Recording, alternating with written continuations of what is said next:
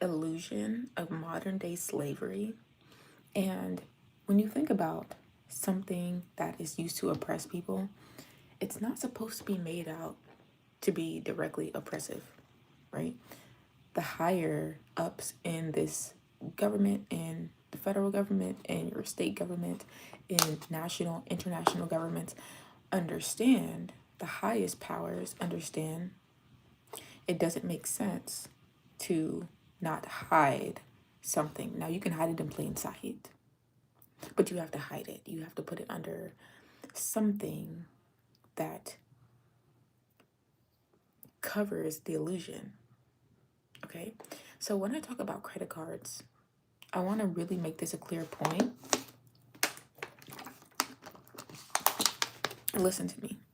If somebody wanted to make sure that you never got ahead in life,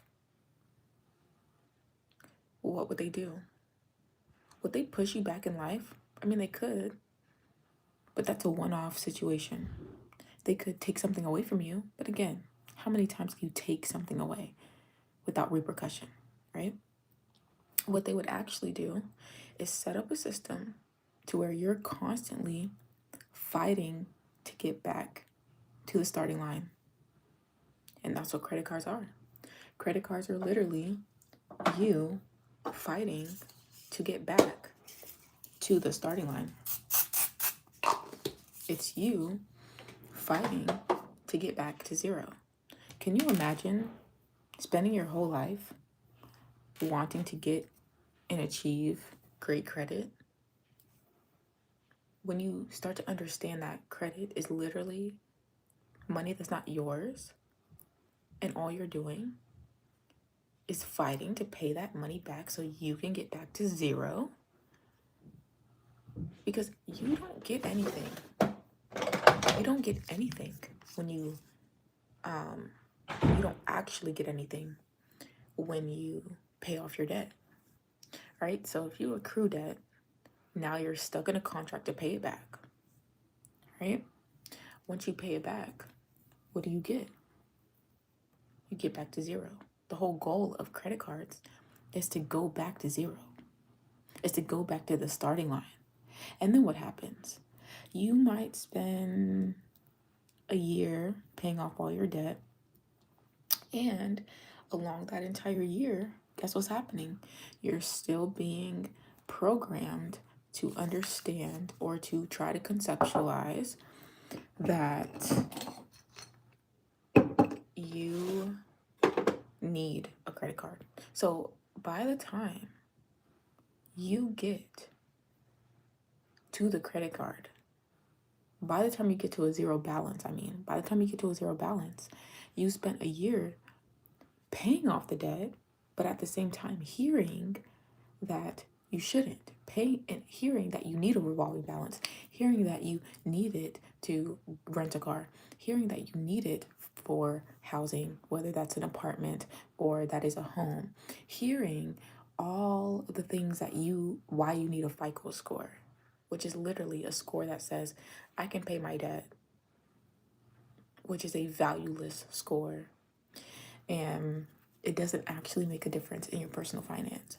But I'm not the one to, if you watch any of my videos, you know I'm not the one to give the victim mindset, because the victim mindset doesn't do anything.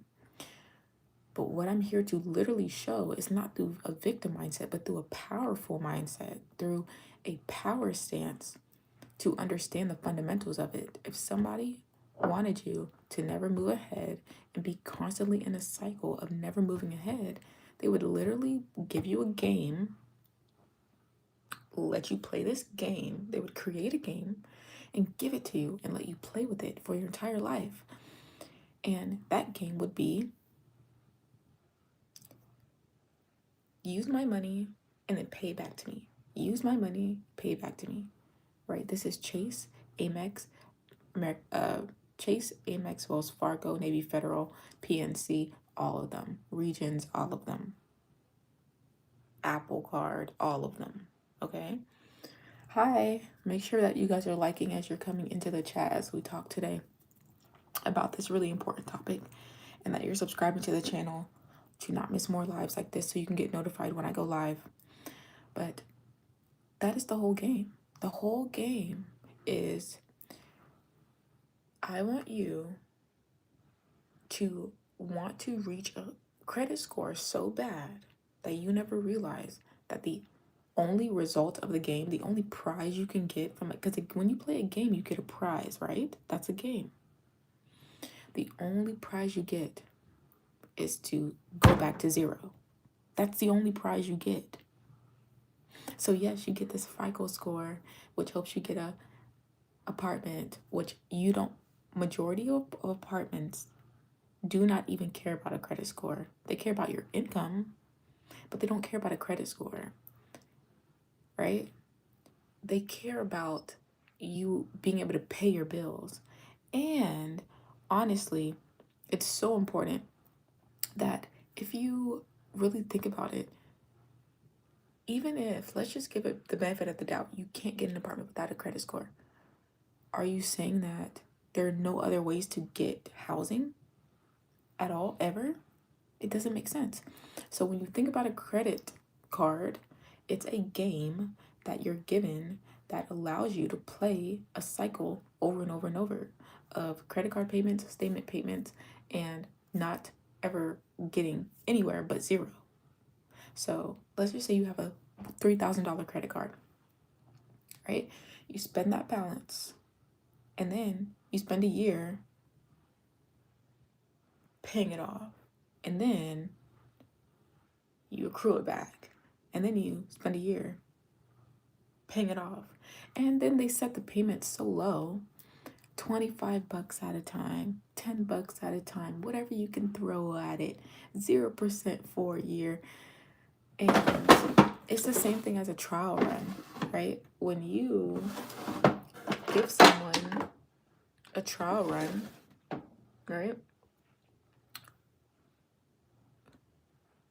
When you give someone a trial run, what you're doing is you're allowing that person to get addicted and used to,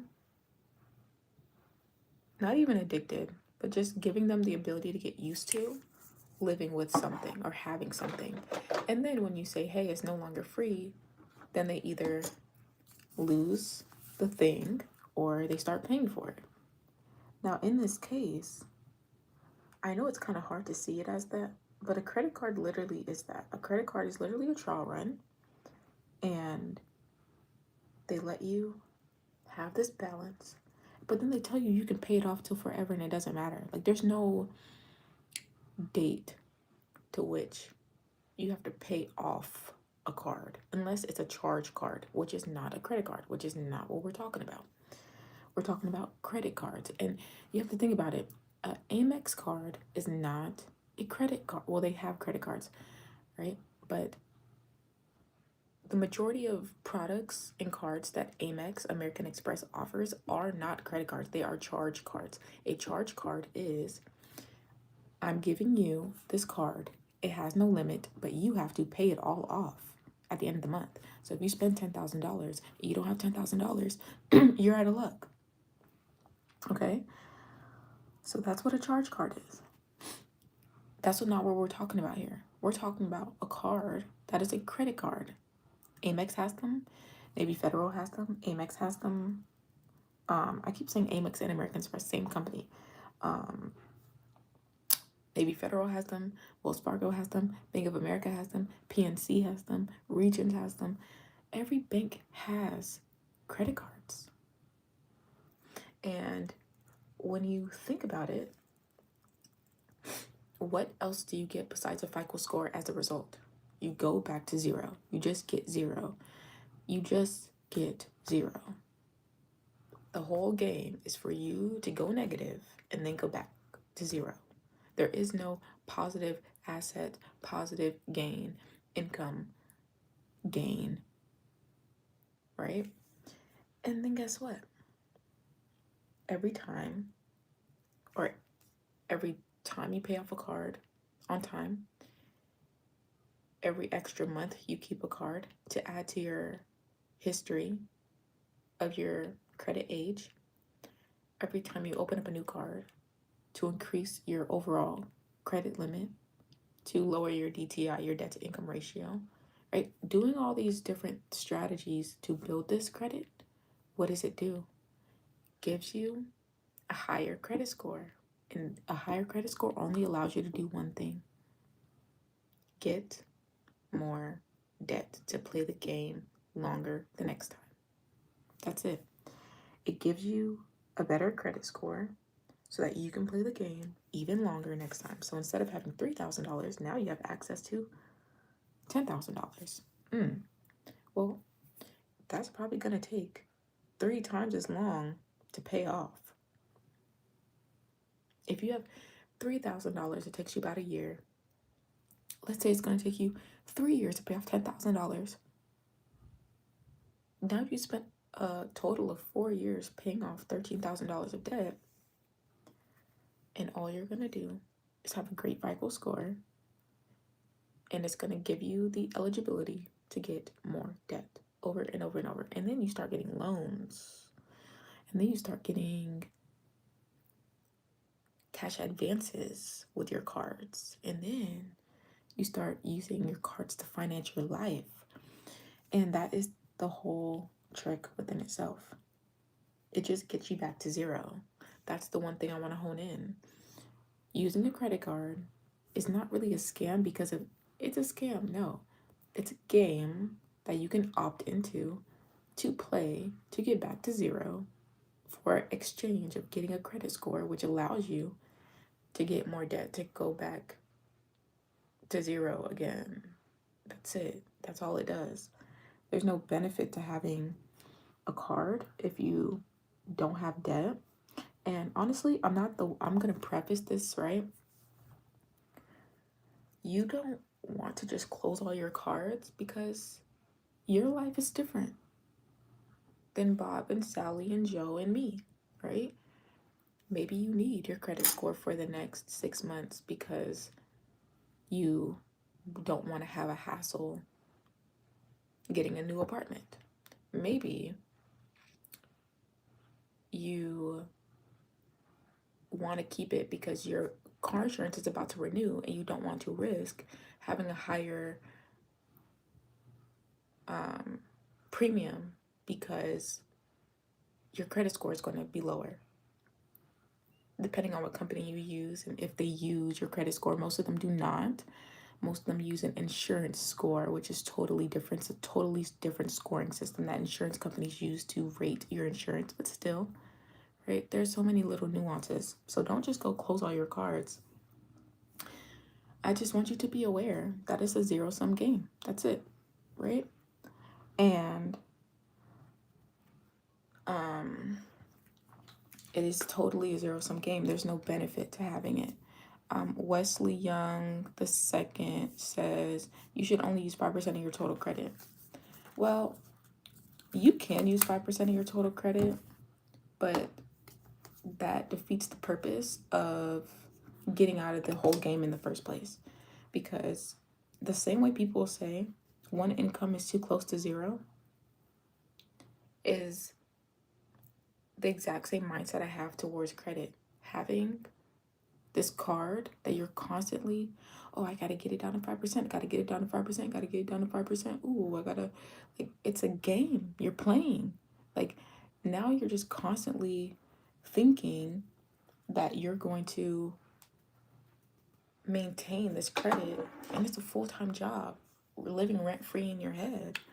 And the only thing you get, whether you have a full revolving balance, whether your DTI sucks, whether you have overdrafted cards, whether you have 15 cards, whether you have 1 card, whether you have 0% revolving and you pay it off every month, whether you have 1% revolving and you pay it off every month, what if you have 5% revolving? What if your DTI is amazing? What if you only have 1 card? It doesn't matter if you're good or bad with it.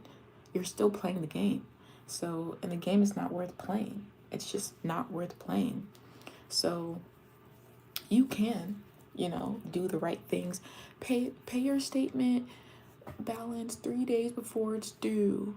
Make 2 payments on your card. Like, pay it off. Whatever, like, all the strategies. You can use all those. but that defeats the purpose of getting out of the game in the first place. And the whole game is a distraction, because it doesn't matter if you're trying to do 5% of a revolving balance, you're still playing a zero-sum game where all you get at the end of the day is you get the happiness of saying you have a 5% revolving credit. You get the happiness of saying I have a 700 plus credit score. You get the happiness of bragging about this credit score you have. And all you're doing is playing a zero-sum game, and you're never going to be able to actually get assets that get you above zero. You're just playing a zero-sum game. You're just playing to get back to zero, period. Like, there's no way around it. And that's why I wanted to make this video, because there's so many people who are like, but I only use this amount of my card. But I'm doing all this with my card. And it's like, it doesn't matter. You're still playing a zero-sum game. Everybody's playing a zero-sum game. If you have a credit card, you're playing a zero-sum game. Like, you're just playing a zero-sum game. This is a Morphe continuous setting spray for my makeup. I have to go. I have to head out. But credit cards are a zero-sum game. Are you going to keep playing the game or not? Don't let 2026 be a year that you keep playing the game. I advise you to do your own research. This is not financial advice. But understand that what you're doing is playing a zero-sum game. Doesn't matter if you have great credit, bad credit. It's all a game, because you're either playing to keep your good credit, playing to get your bad credit to good credit, playing to keep your bad credit bad, playing to get more credit, playing to stay in debt. That's it. You're just playing a game that never will favor you, ever. Period. There is no benefit in a zero-sum game where the goal is to literally get back to zero. You're literally putting yourself negative thousands and thousands and thousands and thousands, and your goal is to get back to zero. While everybody else is not playing the zero-sum game, we're actually playing the positive game. We are just going positive. We're not playing the game where you go negative and zero, negative to zero, negative to zero, all the way out to negative, back to zero. We're playing in the positives, and we're not playing the zero-sum game, because it's a game that you cannot benefit from, whether you like it or not. So that's what I have to say today. And I'll see you guys in my next live. Make sure to subscribe to the channel so you do not miss notifications when I go live next.